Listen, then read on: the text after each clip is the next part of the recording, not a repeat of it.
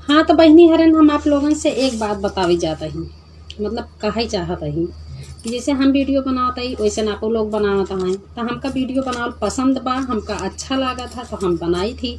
अगर आप लोग के अच्छा लागत हो तभी आप लोग बनावत हुई, और जेका नहीं अच्छा लागत, जेकरे नहीं बनावे के सहूर बा तो दूसरे के मजाक उड़ावत था, दूसरे के हंसत ही। तो हम जे हंसा था तो हम उन्हीं के आधार पे हम एक गाना बनाए ही।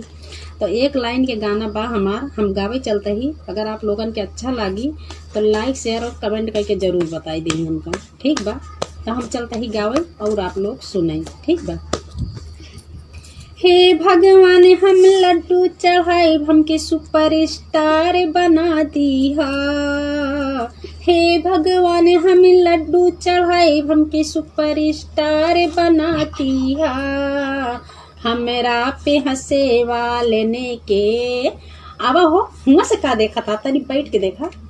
हमरा पे हंसे वाले ने के मुहे में कैखा लगा दिया। हमरा पे हंसे वाले के मुहे में करिखा लगा दिया।